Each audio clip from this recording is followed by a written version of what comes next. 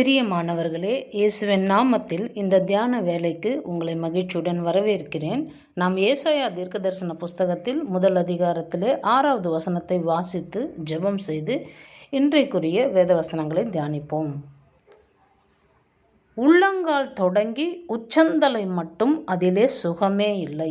அது காயமும் வீக்கமும் நொதிக்கிற ரணமும் உள்ளது. அது சீழ்பிதுக்கப்படாமலும் கட்டப்படாமலும் எண்ணெயினால் ஆற்றப்படாமலும் இருக்கிறது. நாம் ஜெபிப்போம். அன்பும் இரக்கமுள்ள நல்ல பிதாவே, இயேசுவின் நாமத்தினாலே உம்மிடத்தில் வருகிறோம். இந்த வேலையில் எங்களை தாழ்த்துகிறோம், ஒப்பு கொடுக்கிறோம். தெய்வீக தயவுக்காக நன்றி. சர்வ வல்லமையுள்ள ராஜா, எங்கள் மத்தியிலே வீற்றிருக்கிறீரே. சாவாமை உள்ளவராய், நீண்ட ஆயுசுள்ளவராய், எங்களுடைய வாழ்க்கையிலே நீர் என்ன செய்ய சித்தமாய் இருக்கிறீரோ அதை செய்யும்படிக்கு நாங்கள் ஒப்பு கொடுக்கிறோம்.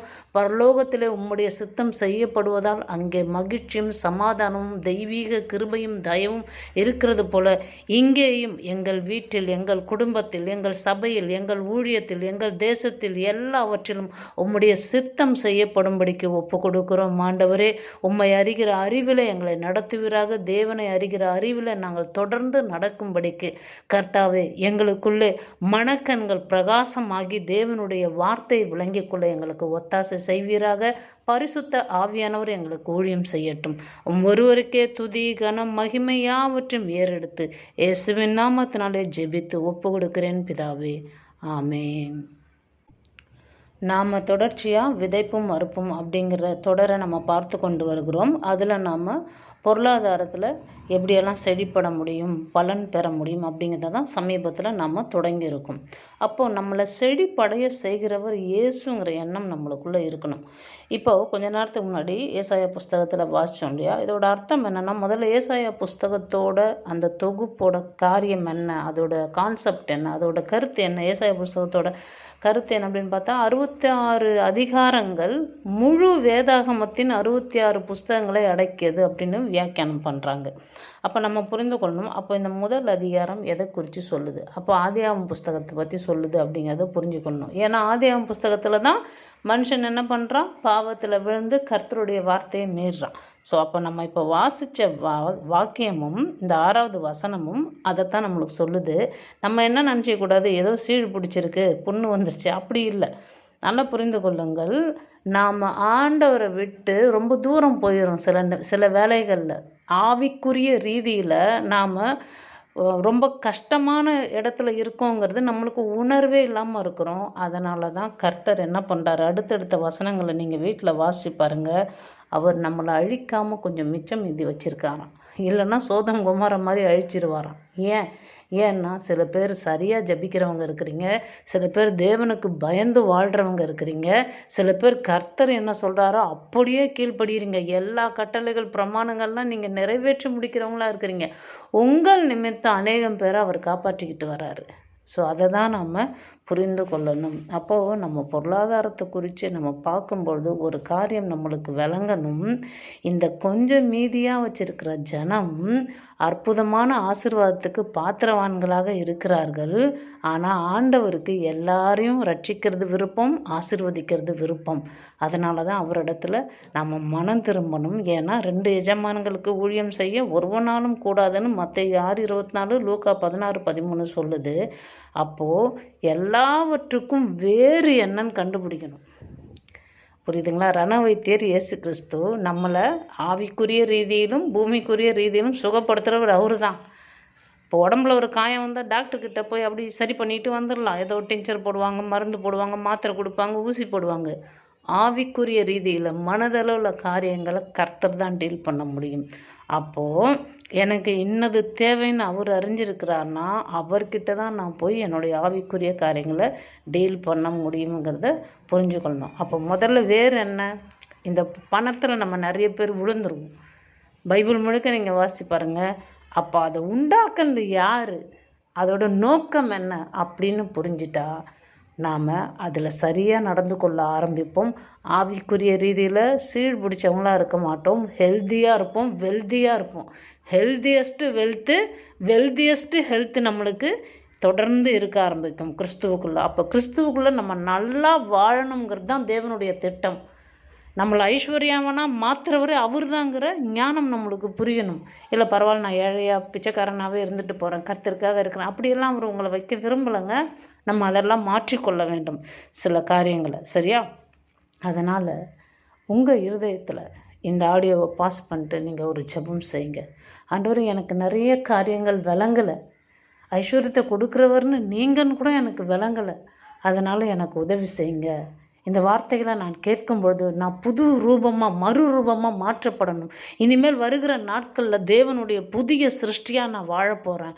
கர்த்தருக்காக ஐஸ்வர்யவானாக வாழப்போகிறேன். கர்த்தருக்காக அநேக காரியங்களில் அநேக ஜனங்களுக்கு நான் ஆசீர்வாதமாக மாறப்போகிறேன் அப்படிங்கிறத ஒரு உறுதியுள்ள தீர்மானமாக எடுங்க. அதுக்கப்புறம் திரும்பவும் நீங்கள் இந்த ஆடியோவை கேட்க ஆரம்பிங்க. நிச்சயமாக உங்களுக்கு இது பயனுள்ளதாக பிரயோஜனமுள்ளதாக இருக்கும். உங்களை ஆசீர்வதிக்கிற ஒரு ஆசீர்வாதமான இது ஒளியாக உங்களுக்கு இருக்கும்னு நான் நம்புகிறேன். விசுவாசத்தோடு நான் இதை பதிவு செய்கிறேன், சரியா? சரி, அப்போது இதை உண்டாக்குறது யார்?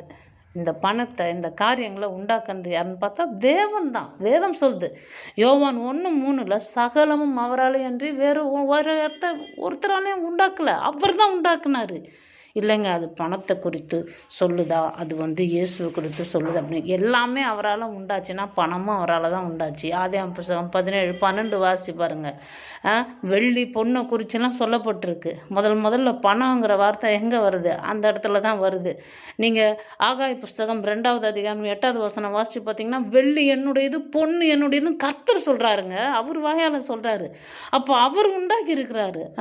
ஆதியாகமம் புஸ்தகம் 13வது அதிகாரம் 2வது வசனத்தில் நீங்கள் வாசித்து பார்த்தீங்கன்னா, வெள்ளியும் பொண்ணும் உடைய செல்வசியமான யார் இருந்தா? ஆபிரகாம் இருந்தான். அவனை யார் மாற்றினாரு? ஆதியாகமம் புஸ்தகம் 12வது அதிகாரத்தை நீங்கள் வாசித்து பாருங்கள். அவனை கூப்பிட்றாரு. அவனை கூப்பிட்றப்ப அவன் பெரிய செல்வ சீமான் கிடையாது. ஆனால் கர்த்தர் 13வது அதிகாரத்திலே அவனை மாற்றிடுறாரு பாருங்க. நம்ம புரிந்து கொள்ளணும். காசு, துட்டு அப்படிங்கிற வார்த்தையெல்லாம் பைபிளில் இருக்குது பாருங்கள். ஆதியாகமம் புஸ்தகம் 20:16 காசுங்கிற வார்த்தை முதல்ல அங்கே பதிவு பண்ணப்பட்டிருக்கு. மார்க்கு புதிய ஏற்பாட்டு புஸ்தகத்தில் 12:42 துட்டுங்கிற வார்த்தை வருது பாருங்கள். எல்லாமே நம்மளுக்கு தேவைன்னு தேவனுக்கு தெரியும். இதை நம்ம புரிஞ்சு கொள்ளணும். நல்லா விளங்குதா? பொருளாதாரத்துக்கு ஆதாரம் எதுன்னு பார்க்கணும். நம்மளுடைய ஆதாரமே பொருள் தான், பணம் தான் இந்த உலகத்தில் ஆதாரம் நினைக்கக்கூடாது. பணம் பொருளாதாரத்துக்கு ஆதாரமே, நம்மளுக்கு அதை கொடுக்குறவரை நம்ம ஆதாரம் இயேசு, அவரால் தான் உண்டாச்சுன்னு நம்மளுக்கு நல்லா விளங்கணும். அப்போது அது எதுக்கு பயன்படும், எந்த இடத்துல பயன்படுங்கிறதும் அவருக்கு தெரியும். ஏன்னா உண்டாக்குனது அவருன்னா அதோட நோக்கமும் அவருக்கு தெரியும்.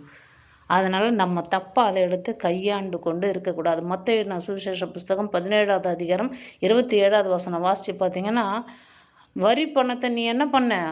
கடலுக்கு போய் அகப்படுற மீனோட வாயிலேருந்து வெள்ளி பணம் இருக்கும், அதை எடுத்துகிட்டு உனக்கும் எனக்கும் வரி கட்டு அப்படின்னு ஆண்டவர் சொல்வார். அப்போது தேவனுக்கு ஒரு தேவை ஏற்படுகிறது. இயேசு கிறிஸ்துவுக்கும் பேதுருவுக்கும் அந்த தேவையில் சரியான நேரத்தில் சரியான இடத்துல அவர்களை வெட்கப்படுத்தாமல் கர்த்தர் அவங்களுக்கு அங்கே பணத்தை, தேவையை சந்திக்கிறார். உங்களுக்கும் எனக்கும் தேவையான நேரத்தில் கட்டாயம் சந்திக்க வல்லவர் நம்ம ஆண்டவராகிய இயேசு கிறிஸ்து. அதை நம்புங்க. ஒவ்வொரு முறையும் என் தேவைகளை சந்திக்கிற ஒரு தேவன் எனக்கு இருக்கிறார். அவர்தான் என்னுடைய தேவை. அவரை நான் எப்பொழுதும் நோக்கி பார்ப்பேன்னு பாருங்கள். உங்கள் தேவைகளை அற்புதமாக சந்திப்பார். புரியுதுங்களா? அது மட்டும் இல்லை, சந்திச்சிட்டார்னு வேதம் சொல்லுது. புரியுதுங்களா? 2 கொரிந்தியர் புஸ்தகம் 8வது அதிகாரம் 9வது வசனம் பாருங்கள். நம்முடைய கர்த்தராகிய இயேசு கிறிஸ்துவின் கிருபையை அறிந்திருக்கிறீர்களே, அவர் ஐஸ்வர்யம் உள்ளவராய் இருந்தும் நீங்கள் அவருடைய தரித்திரத்தினாலே ஐஸ்வர்யவான்கள் ஆகும்படிக்கு உங்கள் நிமித்தம் தரித்திரரானாரே. அவர் எதுக்காக தரித்திரரானார்? கல்வாரி சிலுவையில் நீங்களும் நானும் ஐஸ்வர்யவான்களாக அவரை போல நாம மாறும்படிக்கு, அவரை போல நமக்கு தேவையான நேரத்தில் கட்டாயமாக பணம் சந்திக்கப்படும், நம்முடைய தேவைகள் பூர்த்தி செய்யப்படும். அதனால் அவர் என்ன பண்ணார்? நம்மளை போல் அவர் தரித்திரமாயிட்டார். அப்போ நம்முடைய சூழ்நிலையை, நம்முடைய பாடுகள் எல்லாம் அவர் ஏற்றுக்கொண்டார்னா அவருடைய ஆசீர்வாதம் நம்ம மேலே ஃபுல்லாக டிரான்ஸ்ஃபர் ஆயிடுச்சு, முடிஞ்சிடுச்சு. அப்போ நம்மளுக்கு எல்லா நேரத்திலும் தேவன் தேவைகளை சந்திக்க வல்லவர். இதை உண்டாக்குறது யார்? பொருளாதாரம், பணம் இதெல்லாம் உண்டாக்குறது யார்? தேவன். அது நமக்கு தேவையா இல்லையான்னு அவருக்கு தெரியும். சரியான நேரத்தில் அதை சந்திப்பார். ஏற்கனவே சந்திச்சிட்டாரு. நம்ம கையிலையும் கொடுத்துட்டாரு. பழைய ஏற்பாட்டில் என்ன சொல்லியிருக்கு அவங்களுக்கு? அவங்களுக்கு கானான் தேசத்தை கொடுத்தாரு. இன்றைக்கி கானான் தேசம் நம்மளுக்கு ஆண்டவராகிய இயேசு கிறிஸ்து தான். கானான் தேசத்தில் பாலும் தேனும் வழிஞ்சு ஓடுதுன்றாங்க. பால் ஒன்று ஆறு மாதிரி ஓடிக்கிட்டு இருக்கு, அதில் அவங்க நீந்தி நடந்து போகல, அந்த அர்த்தம் இல்லை. மிகுதி, த லேண்ட் ஆஃப் அபண்டன்ஸ், மிகுதியை சொல்லுகிற ஒரு காரியம்தான். அப்போ அங்கே எல்லாமே ஏராளம் தாராளம் இருக்குது. அப்போ நம்ம ஆண்டவராகிய இயேசு கிறிஸ்துக்குள்ளே வாழறோம், அவரை நம்பி வாழறோம், அவர் தான் சகலத்தையும் உண்டாக்குனார்னு நம்ம நம்பிக்கையோடு வாழறோம். அவர் நம்மளுக்கு அவசரமான நேரத்தில், அவசியமான நேரத்தில் எப்பொழுதும் நம்முடைய தேவைகளை அற்புதமாய் நிரந்தரமாய் சந்திக்கிறதுக்காக கல்வாரி சிலுவையில் நம்மளுக்காக எல்லாவற்றையும் செய்து முடித்து விட்டார், தந்துட்டாரு. அதனால் நம்ம பெற்றுக்கொள்ள முடியுங்கிறத நம்ம என்ன பண்ணணும்? நம்பணும். அப்போ நம்முடைய எல்லா பில்லையும் அவர் பே பண்ணுவார். அதில் நம்பிக்கை வைங்க. கர்த்தாவே என்னோடய பில்லெல்லாம் நீங்கள் பே பண்ணுவீங்க அப்படின்னு. அப்போ நான் வேலைக்கு போகலையா, வீட்டில் நல்லா ஜாலியாக படுத்துக்கலாமா? அப்படி இல்லைங்க. நீங்கள் செய்கிற வேலையை இது வரைக்கும் செஞ்சுக்கிட்டு இருக்கதா செஞ்சுக்கிட்டுருங்க. ஆனால் இனிமேல் ஒரு நம்பிக்கையோடு ஒரு வித்தியாசமான கோணத்தில் நீங்கள் ஒவ்வொரு விஷயத்தையும் அணுகுங்க. கர்த்தர் என்னுடைய தேவைகளை சந்திப்பார். இந்த மாதத்திற்குரிய எல்லா பில்லும் என் ஆண்டவராக இயேசு கிறிஸ்து ஏற்கனவே கல்வாரி சிலுவையில் பே பண்ணிட்டாரு. அதனால் நான் கை வைக்கிற வேலைகளை எல்லாம் ஆண்டவர் ஆசீர்வதித்து என்னை பொருளாதாரத்தில் மிகவும் உயர்த்த அவர் வல்லவர்னு நீங்கள் நம்பிக்கையோடு இருங்க. அது பின்னாடி நீங்கள் ஓடாதீங்க, அவர் பின்னாடியே போங்க. அவர் சொல்கிறத கேளுங்க, அவர் மேலே நம்பிக்கை வைங்க. உங்களுக்கு விளங்குதா? அப்போ என்ன பண்ணணும்? நாம் பெற்றுக்கொண்டோம்ங்கிறத எப்படி நீங்கள் தெரியப்படுத்துவீங்க? உங்கள் ஜெபத்தில். ஏன்னா உங்களுக்கு இன்னது தேவை என்று அவர் அறிந்திருக்கிறபடினாலே நீங்கள் ஜெபத்தில் தெரியப்படுத்துங்கன்னு மத்தேயு 6 நமக்கு இயேசு கிறிஸ்து அற்புதமான ஜெபத்தையும் சொல்லித்தரார். நல்ல பொருளாதாரத்தில் சூப்பராக நம்ம வளரணும், ஐஸ்வர்யவானாக மாறணும்னா உலகத்தில் நம்ம காடோட பிரின்சிபல் தான் ஃபாலோ பண்ணணும். அதுக்கு என்ன சொல்கிறாங்க? முதலாவது தேவன் அப்படின்னு நம்பு, அவர் தான் உன்னுடைய ஆதாரம்னு நம்பு, கர்த்தர் சொல்கிற விதத்தில் கொடு, பணத்தை எப்படி நீ செலவழிக்கணும்னு கற்றுக்கோ, உன்னுடைய வாழ்க்கையை ரொம்ப ஆடம்பரமாக வாழாமல் நீ ஆண்டவர் சொல்கிறபடி வாழு, அதே போல் தேவன் சொல்கிற விதத்தில் நீ அதை சேவ் பண்ணு, அதே போல் கடனிலிருந்து முதல்ல வெளியே வந்துடு. இதெல்லாம் நமக்கு அற்புதமான பெரிய பெரிய பரிசுத்தவான்கள் கொடுக்குற நல்ல ஆலோசனைகள் பாருங்கள். இதெல்லாம் காட் கைண்ட் ஆஃப் கவுன்சில்ஸ். அதனால் நம்ம எல்லாவற்றிலிருந்தும் வெளியே வர்றதுக்கு தேவனே உதவி செய்ய வல்லவராக இருக்கிறாருங்கிறத நம்ம புரிஞ்சுக்கொள்ளணும். அதனால தான் நம்ம என்ன பண்ணணும்? ஆண்டவரிடத்தில் ஜெபத்தில் போய் பணம் வேணும் பணம் வேணும்னு கேட்குறத நிறுத்திட்டு சாலமோன் போல் ஜெபம் பண்ணுங்க. சாலமோன் என்னங்க ஜெபம் பண்ணுறான்? 1 ராஜாக்கள் புஸ்தகத்தில் 3வது அதிகாரத்தில் 8-9 அவன் ஒரு ஜெபம் பண்ணுறான். ஆண்டவரே, நீங்கள் இந்த மாதிரி என்னை ஒரு பெரிய ராஜாவாக்கிட்டீங்க, நான் ஒரு சின்ன பிள்ளையாக இருக்கேன், நீங்கள் என்ன பண்ணுங்கள், எனக்கு இந்த ஜனங்கள்லாம் நடத்துறதுக்கு ஞானத்தை கொடுங்க, இருதயத்தில் உணர்ந்து கொண்டு நான் ஞானமாக இந்த ஆட்சி செய்ய எனக்கு உதவி செய்யுங்கன்றான். அதுபோல் நீங்கள் என்ன பண்ணுங்கள், ஆண்டவர்கிட்ட அப்படி கேளுங்க. ஆண்டவரே, எனக்கு என்னோடய குடும்பத்தை கையாள தெரியல, நிறைய நேரம் பண நெருக்கடி என்னை ரொம்ப கஷ்டப்படுத்துது, பிள்ளைகளை சரியாக ஸ்கூலுக்கு நடத்த முடியல, மனைவிக்கு தேவையானதை வாங்கி தர முடியல, குடும்பத்தில் நிறைய பேமெண்ட்டு எனக்கு அப்படியே லேக் ஆகி நிற்குது, எனக்கு இந்த காரியங்களை யோசிக்கும் பொழுது என்னோட பைத்தியமே பிடிக்கிற மாதிரி இருக்குது. அப்படிலாம் நீங்கள் யோசிக்கிறீங்களா? அதெல்லாம் இனிமேல் சொல்கிறத நிறுத்திட்டு, எனக்கு தேவன் தந்த இந்த வாழ்வு அற்புதமான வாழ்வு, கர்த்தர் என்னுடைய தேவைகள் யாவற்றையும் சந்திக்க வல்லவர், அவராலே நான் ஐஸ்வர்யவானாய் மாறிவிட்டேன், கல்வாரி சிலுவையிலே என் தேவன் என் குடும்பத்தை ஐஸ்வர்யவானுடைய குடும்பமாய் மாற்றியிருக்கிறார். அதனால் நான் நிச்சயமாய் ஒருபொழுதும் ஒரு நாளும் வெட்கப்பட்டு போவது கிடையாது. என்னுடைய எல்லா தேவைகளையும் சந்திக்கிற இயேசு என்னோடு கூடவே இருக்கிறார். என்னுடைய ஒவ்வொரு காரியத்தையும் அவர் உற்று கவனித்து கொண்டிருக்கிறார். என் தேவைகளை எப்படியெல்லாம் சந்திக்க வேண்டும் என்று என் தேவன் தெரிந்து அறிந்து வைத்திருக்கிறார், நன்றின்னு சொல்லி பாருங்க. நிச்சயமாக நடக்குங்க. நீங்கள் பேசுகிற விதத்தை மாற்றணும், நீங்கள் ஜபிக்கிற விதத்தை மாற்ற என்னாகுது? உங்களுக்குள்ள மாற்றங்கள் உண்டாகுது. அவன் சரியான ஒரு ஜபத்தை செஞ்சான் இல்லையா? அந்த ஜபத்துக்கு ஆண்டவரோட பதில் என்ன தெரியுங்களா? நீ கேளாத ஐஸ்வர்யத்தை நான் தரேங்கிறார். அப்போ நம்ம போய் பணம் வேணும்னு கேட்க தேவையில்ல. குடும்பத்தை நடத்துவதற்கான ஞானம், என் வேலையில் நான் எப்படி சுறுசுறுப்பாக இதை செய்யணும், இந்த காரியங்களை நான் எப்படி ஞானத்தோடு செய்யணும்னு கேட்டு பாருங்கள். அதில் நீங்கள் மற்றவர்களை சூப்பரான ஞானவானாக மாறுறது மட்டுமல்ல, மற்றவர்களை விட உங்களோட சம்பள உயர்வும் அதிகமாகும். இதை நான் சேலஞ்ச் பண்ணி சொல்ல முடியும். இதெல்லாம் அனுபவித்ததுனால நான் சொல்கிறேன், சரிங்களா? அதனால் நீங்கள் கர்த்தருக்குள்ள அற்புதமாய் வாழும்படி தான் அழைக்கப்பட்டீர்கள். இனிமேல் தரித்திர பாட்டு, இனிமேல் நம்ம ஏழை இந்த ரொம்ப வறுமையில் இருக்கும், அதெல்லாம் விட்டுருங்க. நீங்கள் ஆண்டவராகிய அண்ட சராசரங்களை உருவாக்கிய வானத்துக்கும் பூமிக்கும் ஆண்டவராகிய இயேசுவின் பிள்ளை. நீங்கள் அதை ஒருபொழுதும் மறந்துடாதீங்க. சரியா? நம்ம ஜெபத்தை நிறைவு செய்வோம். அன்பு மிரக்கமுள்ள நல்ல பிதாவே, இயேசுவின் நாமத்தினாலே உம்மிடத்தில் வருகிறோம், நன்றி செலுத்துகிறோம். தேவரீர் எவ்வளவு நல்லவரும் வல்லவருமாய் இருக்கிறீர். சர்வ வல்லமை உள்ளவர் எங்கள் மத்தியிலே உலாவுகிறீர். அதற்காக நன்றி. உம்முடைய வார்த்தைகளுக்காக நன்றி. சகலத்தையும் உண்டாக்கினவர் நீர். எங்களுக்கு இன்னது தேவை என்று நீர் அறிந்திருக்கிறீர்.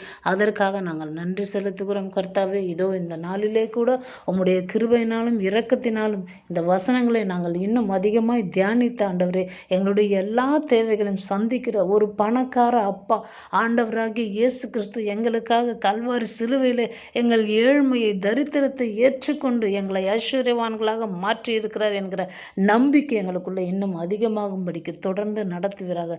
தேவைகள் யாவையும் சந்திக்கிறவர் எங்களோடு கூட இருக்கிறார் என்ற மன மகிழ்ச்சியோடு ஒவ்வொரு நாளும் கிறிஸ்தவ வாழ்க்கை ஒரு அற்புதமான வாழ்க்கை என்கிற எண்ணம் மேலோங்கி இருக்கட்டும் ஆண்டவரே. இதை கேட்டுக்கொண்டிருக்கிற ஒவ்வொரு பிள்ளைகளுடைய வாழ்விலும் தேவரீர் நீர் செழிப்பிலே நடத்தப் போகிறீர். அவர்களை இன்னும் இதுவரைக்கும் அவர்கள் பார்க்க முடியாத அளவுக்கு இருந்த வேதனையான காரியங்கள் மாற்றப்பட்டு அவர்களை கிறிஸ்துவுக்குள் நீர் அற்புதமான செழிப்பின் பிள்ளைகளாக மாற்றப் போகிறீர். அதற்காக நாங்கள் நன்றி செலுத்துகிறோம். நீர் ஒருவரே துதிக்கு பாத்திரராய் இருக்கிறீர். உமக்கு எல்லா கனத்தையும் செலுத்துகிறோம். இயேசுவின் நாமத்தில் ஆமேன். நம்முடைய கர்த்தராகிய இயேசு கிறிஸ்துவின் கிருபையும் பிதாவாகிய தேவனுடைய அன்பும் பரிசுத்தமுள்ள ஆவியானுடைய ஐக்கியமும் சந்தோஷமும் சமாதானமும் இப்பொழுதும் எப்பொழுதும் சதா காலமும் நம் ஆண்டவரும் இரட்சகரும் மணவாளரும் ஆகிய இயேசு கிறிஸ்துவின் 2ஆம் வருகை மட்டும் நம்மோடு கூடவே இருப்பதாக. ஆமேன். அவர் சொல்லி நடக்காததேது, அவர் வார்த்தை தரையில் விழாது. சொன்னதிலும் அதிகம் செய்வார், உன்னை நன்றியுடன் பாட செய்வார். தொடர்ந்து துதி செய் மனமே, உன் மீட்பர் உயிரோடு இருக்கின்றார். தொடர்ந்து துதி செய் மனமே, உன் மீட்பர் உயிரோடு இருக்கின்றார். துதிப்போரை கைவிட மாட்டார், துதிப்போரை கைவிட மாட்டார். God bless you.